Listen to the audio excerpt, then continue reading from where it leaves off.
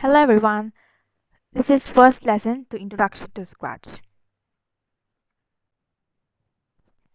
and these are today's outcomes for our lesson. Now let's start the first topic. So what is Scratch? Scratch is nothing but it's a fun way to learn how to code for kids. So it uses drag and drop based coding techniques where you can just drag and drop the coding parts, the coding blocks, and then you can see how the output is becoming very beautiful. And why do we need to use scratches? Because it is very easy for us to increase the problem solving skills. You can create your own project and share it with your friends and people out online. So without getting late, let's see how to go and find the scratch. Now let's open a new tab and let's type scratch over here. So and you might see something called scratch.mit.edu and click on that. This is a place where we're gonna do our scratch programming. So then on our left side corner we can see something called create and click on that.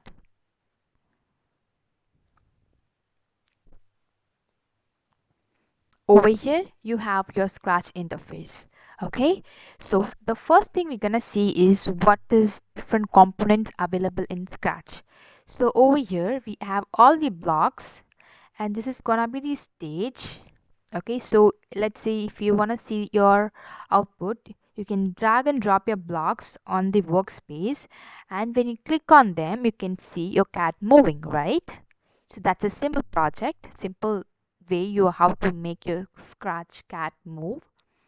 Then the characters in scratch is called sprites.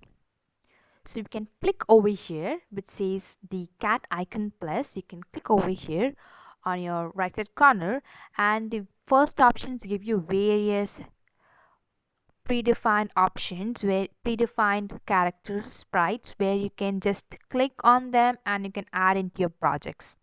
Same way, background and without a background is a very important part in scratch programming. So when you click over here on the corner of your bottom left right hand side, you might see various backdrops. You can choose any one. The background is known as backdrops in Scratch, whereas the characters are known as sprites in Scratch. So let's create something. Let's pick something, and this is your Scratch interface. And if you want to make your screen big, then you can click over here, and to make your screen big, now your screen is in full size mode. So when you click on the flag, it's gonna start. When you click on this red button, it's gonna stop. The project's gonna stop. If you click on the red button and green button, this project gonna start. So over here I have my account, so it shows my account name.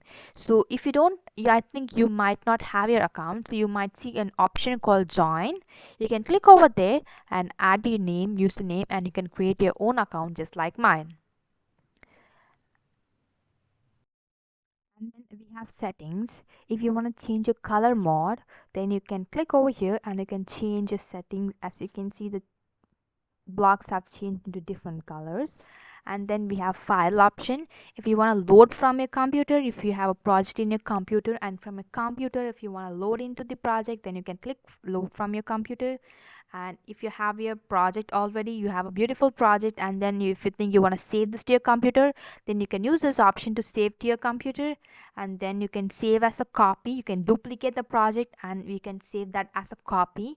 And then you can save. Now you can update all your current project current changes, and you can click save now, and new is to create a new file. Okay, and then the next option we have is edit. So edit is turn on the turbo mode, or you can restore all your changes. As we did not make any changes, we cannot restore it right now. So over here we can give you a name for a project. First project, you can name your project over here, and that's the option we have. And then we have see project page.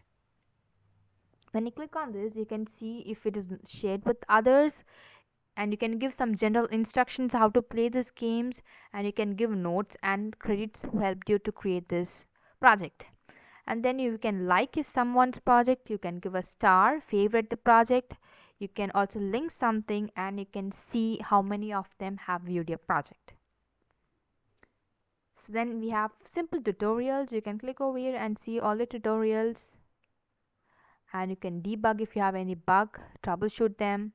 And then we have the wallet where you can see all your saved projects. So this option only will be available if you have logged into your account.